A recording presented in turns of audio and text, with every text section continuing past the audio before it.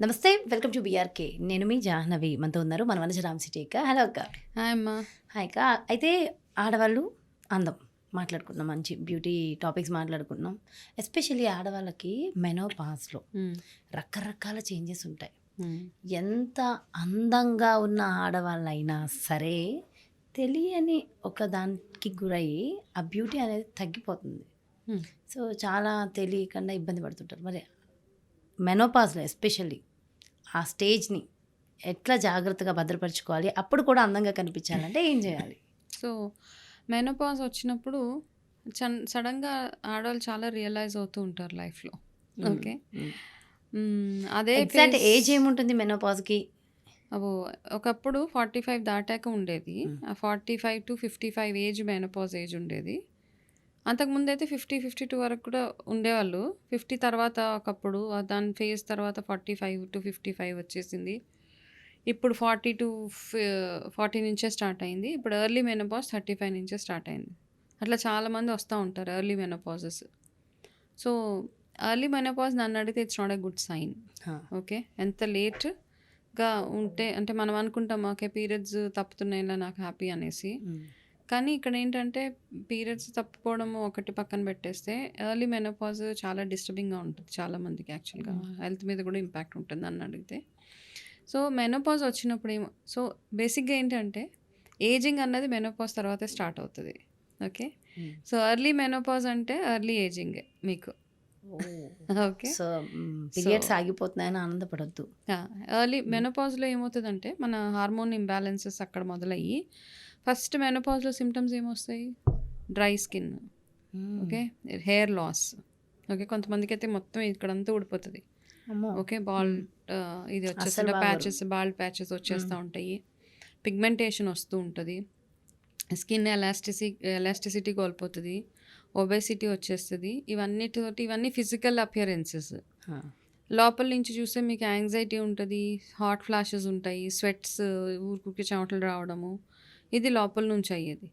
Behavioural పరంగా చూసుకుంటే కోపము, ఇరిటేషను, ఎమోషన్స్ రకరకాల ఎమోషన్స్ మీకు తెలవని ఎమోషన్స్ అన్నీ మీకు వచ్చేస్తా ఉంటాయి. హ్మ్. సో, ఈ ఫేజ్ అంతటిని హ్యాండిల్ చేయాలి మీరు. ఆ! కాబట్టి ఈ ఈ చేసే ప్రాసెస్‌లో అప్పుడేమవుతదంటే, మన లైఫ్‌లో అయ్యే ఇన్ని మార్పులని మన చుట్టుపక్కల ఉన్న ఫ్యామిలీ హస్బెండ్, పిల్లలు దగ్గరలో ఉండేదెవరు వీళ్ళే గదా! హ్మ్.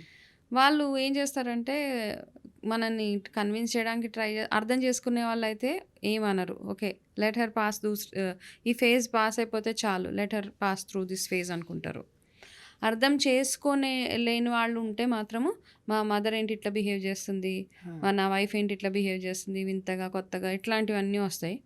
అదే ఫేజ్ ఆఫ్ లైఫ్‌లో చాలామందికి దెబ్బలాటలు అవ్వడం గానీ, ఫ్యామిలీ రిలేషన్స్ స్పాయిల్ అయిపోవడము, ఇవన్నీ అయ్యేది ఆ ఫేజ్ ఆఫ్ లైఫ్‌లోనే. హ్మ్.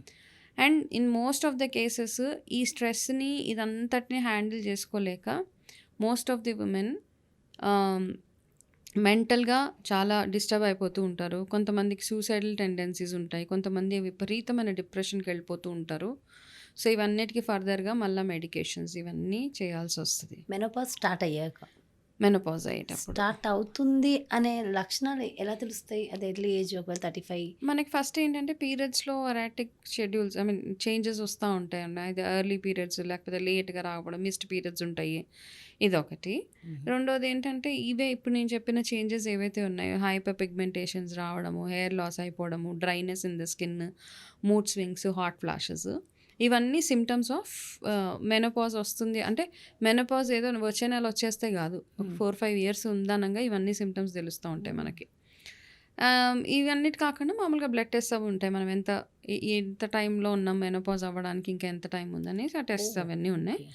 So, based on your doctors guidance మీరు అది అడిగి మీకు ఒకవేళ ఎవరికైనా తెలుసుకోవాలని ఉంది ఈ సింప్టమ్స్ అన్నీ నేను ఎందుకొస్తున్నాయి ఇట్లాంటి సింప్టమ్స్ అన్న దాని మీద మీరు వర్క్ చేయాలనుకుంటే గనక go and meet a doctor. So, ఇంకొకటేంటంటే అప్పుడు ఆడోళ్ళు రియలైజ్ అవుతా ఉంటారనమాట. సడెన్‌గా మెనోపాజ్ వచ్చినప్పుడు ఒక 10 నిమిషాలు అద్దం ముందు కూర్చుంటే, మన మొఖం మనం చూసుకుంటూ ఉంటే, కొత్తగా ఒక మచ్చలు స్టార్ట్ అవుతూ ఉంటాయి. కొత్తగా ఇక్కడ హెయిర్ లైన్ డిప్లీట్ అయిపోతా ఉంటది. ఒళ్ళొచ్చేస్తూ ఉంటది. ఇంతకుముందు ఉన్నలాగా మనం ఉండలేము ఆ! మెనోపాజ్ హ్మ్. వచ్చినప్పుడు.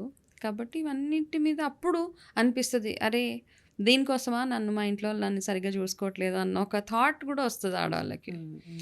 సో, ఇవన్నీ పక్కన పెట్టాలి అంటే, ఇవన్నిటి నుంచి ఓవర్‌కమ్ అవ్వాలి అంటే, ప్రతి అందరు ఆడవాళ్ళు ఈ ఫేజ్ ఆఫ్ లైఫ్‌ని గో త్రూ అవ్వాల్సిందే. సో, అది స్మూత్ సేల్‌గా ఉండాలంటే, ఎటువంటి ఆటంకాలు, ఇబ్బంది లేకుండా చాలా స్మూత్‌గా మెనోపాజ్ అయిపోవాలంటే, ముందు నుంచే మనం ప్రిపేర్డ్‌గా ఉండాలి. డెఫినెట్‌గా. అంటే మనం ఏం తింటున్నాం, ఎట్లాంటి ఆహారం తీసుకుంటున్నాము, ఎంత ఎక్సర్‌సైజెస్. మెనోపాజ్ వచ్చినప్పుడు ఇంకో బిగ్గెస్ట్ డ్రాబ్యాక్ ఏంటంటే, ఆడవాళ్ళకి కాల్షియం డెఫిషియన్సీ, బోన్ వీక్ అవుతూ ఉంటది. ఇది కూడా ఉంటది. కాబట్టి ఇవన్నిటిని సరిగ్గా అంటే మనం తినే ఆహారం విషయంలో ఇక్కడ ఏజ్ కాదు. ఇక్కడ ఏజ్ తోటి కాదు. సరే 35 వచ్చాక చూసుకుందాం కాదు. ఆడవాళ్ళ విషయం వచ్చేటప్పటికి మీకు ఒకసారి మెచ్యూర్ అయిన తర్వాత నుంచి you have to take care of your hormones అంతే. మన హార్మోన్స్ ఎట్లా ఉన్నాయి దాన్ని టేక్ కేర్ చేసుకోవడం మన బాధ్యత.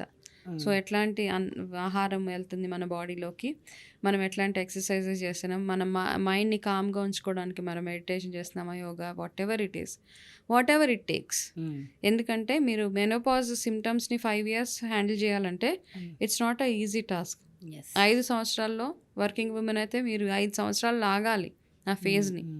ఫ్యామిలీ ఉంటే ఫ్యామిలీని చూసుకోవాలి. సో, ఇట్లా ఉంటాయి కాబట్టి మీ వెల్ బీయింగ్ కోసం మీరు ముందు నుంచి చేసే ఏదైతే ప్రికాషనరీ మెజర్స్ ఏవైతే ఉంటాయో అవన్నీ మీకు చాలా బ్యూటిఫుల్గా వర్క్ చేస్తాయి. కాబట్టి ముందు నుంచే ఆ జాగ్రత్తలు తీసుకోవడం, ఎక్కువగా డ్రైనెస్ అవ్వకుండా ఎక్కువగా హైడ్రేటెడ్గా ఉండడము, ఆయిల్ మసాజెస్ ఫ్రీక్వెంట్గా చేసుకోవడము, ఎక్కువ ఫ్రూట్ ఇంటేక్ ఎక్కువ తీసుకోవడం, calcium intake and protein intake ఇవన్నీ తీసుకుంటూ ఉంటే స్మూత్ సేల్ ఆఫ్ మెనోపాజ్ ఉంటుంది. అందుకే అనుకుంటా మన పెద్దవాళ్ళు చాలా గొప్పగా ఆలోచించి మెచ్యూర్ అయినప్పుడు ఆడపిల్ల కర్రీసులు పెట్టడం దగ్గర నుంచి అవన్నీ ఫుడ్ కదా.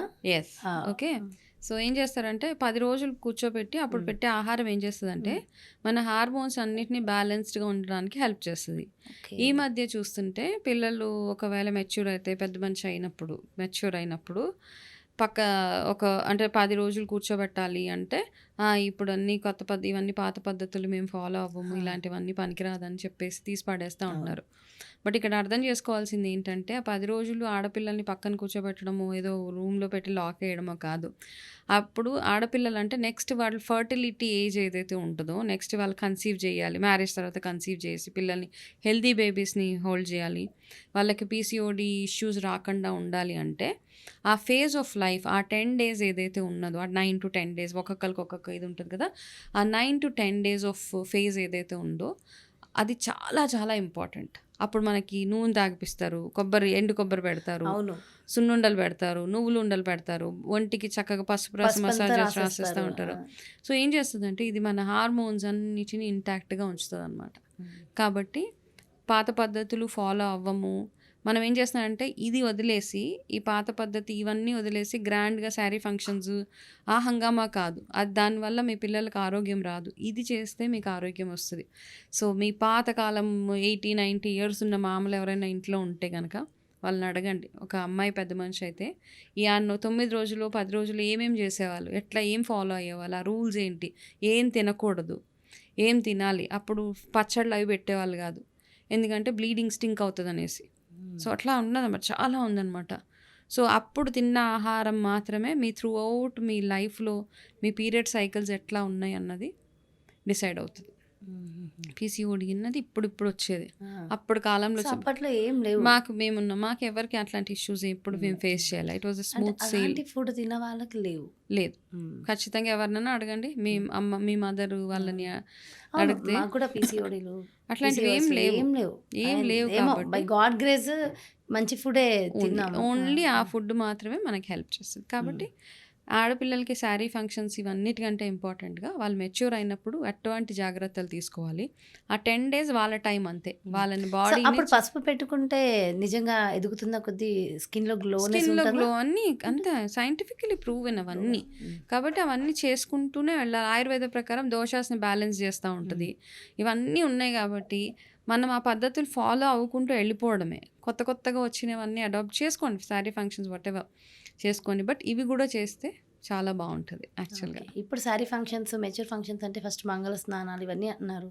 నిజంగా ఉంటాయి అవన్నీ? అసలు ఎక్కడ పని కొత్తవన్నీ ఆ! క్రియేట్ వీడియోస్ చేస్తున్నారు కోసం చేస్తున్నవి అంటారా? వీడియోస్ కోసము. ఇవన్నీ అంటే దీని గురించి మాట్లాడాలంటే చాలా మాట్లాడాల్సి వస్తుంది. ఓకే. సో ఈ పెట్టుడు ముహూర్తాల దగ్గర నుంచి మొదలు హ్మ్. పెడితే హ్మ్. హ్మ్. వీలున్న అంటే అందరికీ ఆదివారం కుదురుతుంది కాబట్టి ఆదివారం ముహూర్తాలు పెట్టుకోవడం. ఎక్కడ నుంచి లేదు. ఏ రోజు ముహూర్తం కుదిరితే పెళ్లి కొడుకు పెళ్లి కూతురు ఆ రోజే పెళ్లి చేయాలి. ఓకే. హ్మ్. సో ఇట్లాంటివన్నీ అమ్మో! ఇది ఒక చాలా పెద్ద నిమిషం టాపిక్. ఆ! యాక్చువల్‌గా ఆ! డీటెయిల్‌గా కూడా మనం డిస్కస్ చేయాలి ఇలాంటి టాపిక్స్. యాహ్! అండ్ ఇప్పుడు మనం మెనోపాజ్ గురించి మాట్లాడుతున్నాం కాబట్టి, హ్మ్. సో మనం ఖచ్చితంగా మీ వీడియో అనగానే టిప్స్ ఎక్స్‌పెక్ట్ చేస్తారు. యాహ్! సో మరి మెనోపాజ్ స్మూత్ మెనోపాజ్ తెలియకుండా జనాలకి కూడా మనం కన్విన్స్ చేయగలిగేలాగా లైక్ హస్బెండ్ కానీ, ఫ్యామిలీ కానీ స్మూత్‌గా వెళ్ళిపోవాలంటే హ్మ్. ఎలాంటి టిప్స్ ఫాలో అవ్వాలంటారు? టిప్స్ అంటే ఇప్పుడు నేను చెప్పాను కదా! మనం ముందు నుంచి అట్‌లీస్ట్ ఒక 5 ఇయర్ మీరు 35 ఉన్నారు. 40కి మెనోపాజ్ అనుకోండి ఇప్పుడు. డేట్స్ అన్నీ మారిపోయినాయి కాబట్టి. సో, ఆహ్, ఆ 40 వచ్చేటప్పటికల్లా ఈ 35 ఇప్పటిదాకా స్టార్ట్ ఏదైనా ఎప్పుడైనా చేయొచ్చు. 80 ఏళ్ల ముసలోళ్ళు కూడా కొత్తగా ఏదైనా స్టార్ట్ చేయొచ్చు. అవును. కొత్తగా స్టార్ట్ చేయడానికి టైము, ముహూర్తం, ఏజ్ అవన్నీ చూడక్కర్లేదు. హ్మ్. మీకు బస్ ఆ పట్టుదల ఒకటి ఉంటే సరిపోతది. హ్మ్. ఓకే. ఆ డిటర్మినేషన్ అవన్నీ ఉంటే మీరు ఆ రోజు నుంచే మొదలుపెట్టండి. ఆ యోగా చేస్తారా, వాకింగ్, యాక్టివ్‌గా ఉండడం ఒకటి. యాక్టివ్‌గా ఉండడం అంటే మీరు ఫిజికల్‌గా అటు ఇటు నడవడం ఇదంతా ఏదైతే ఉంటదో అదే యాక్టివిటీ అనమాట. హ్మ్. ఎక్సర్సైజ్ వేరే, యాక్టివిటీ వేరే. సో, ఈ రెండిటికి కొంచెం డిఫరెన్స్ తెలుసుకోవాలి మనం. నడిచేసాం గదా! ఈ రోజుకి నా ఎక్సర్సైజ్ కోటా అయిపోయింది అనుకోకూడదక్కడ. ఓకే. నడక వేరే. నడక మీ బ్లడ్ సర్క్యులేషన్‌ని యాక్టివ్‌గా ఉంచుతదనమాట. నేను Activa? Yes. I am very active. Exercise చేస్తామంటే కొంతమంది ఓన్లీ నడుస్తూనే ఉంటారు. ఎక్సర్సైజ్ చేయరు. ఈ ఎక్సర్సైజ్ ఇవన్నీ ఏంటంటే మీ మజిల్ స్ట్రెంగ్త్‌కి ఖచ్చితంగా 40 వచ్చేటప్పటికల్లా మన మజిల్స్ మనం స్ట్రెంథెనింగ్‌గా ఉంచుకోవాలి. అందుకని ఏంటంటే ఇవన్నీ ఈ మధ్య వెయిట్స్ అవన్నీ చేస్తున్నారు. హ్మ్. ఇంట్లో ఒకవేళ మీరు వెయిట్స్ అవి ఇవి అటు ఇటు ఎత్తుతూ బరువులు ఎత్తేవాళ్ళైతే ఇట్స్ ఓకే. లేదు అన్నవాళ్ళు 1 కేజీ, 2 కేజీస్ బరువులు అవి ఎత్తుతూ మన మజిల్ స్ట్రెంత్ ఒకటి బాగా ఉంచుకోవాలి. ఎక్కువగా కాల్షియం రిచ్ ఫుడ్ ఒకటి తినడము. సో, నువ్వుల ఉండల కంటే కూడా నేను చెప్తాను మనకి ఈ రాగులు హ్మ్. హ్మ్. నానబెట్టేసి దాన్ని గ్రైండ్ చేసి అది పిండేస్తే రాగి రాగి పాలు. పాలు. హ్మ్. హ్మ్. అది నువ్వులు దాంతో సేమ్ జావ ప్రొసీజర్. చేసుకుంటారు కదా! దాంతో జావా. సేమ్ నువ్వులతోటి కూడా అదే ప్రొసీజర్. నువ్వులు ఉండలు తినొచ్చు. హ్మ్. కాకపోతే ఏంటంటే బెల్లము, షుగరు ఈ 2 ఆల్మోస్ట్ పెద్ద తేడా ఏం ఏం లేదు లేదు. ఈ మధ్య ఆ! కాలంలో. అంతా కల్తీయే. అంతా కల్తీ. కాబట్టి నువ్వులు కూడా సేమ్ ప్రొసీజర్. నువ్వుల్ని కూడా కొంచెం నానబెట్టి రుబ్బేసి ఆ పాలు తాగడము. ఇట్లాంటివన్నీ చేస్తూ ఉంటే ఏమంటే కొంచెం మెంతులు అవన్నీ ఎక్కువగా తీసుకోవడము.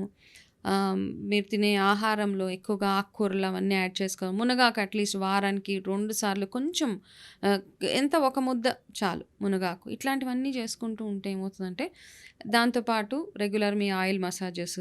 మెనోపాజ్ వచ్చినప్పుడు ఇంకొక బిగ్గెస్ట్ ఇష్యూ ఏంటంటే పొట్ట భాగంలో ఎక్కువగా హ్మ్. పొట్ట భాగం ఎక్కువ లావైపోతా ఉంటది. హ్మ్. కాబట్టి ఇవన్నీ రాకుండా ఉండాలి అంటే అన్నీ మన చేతిలోనే ఉన్నాయి.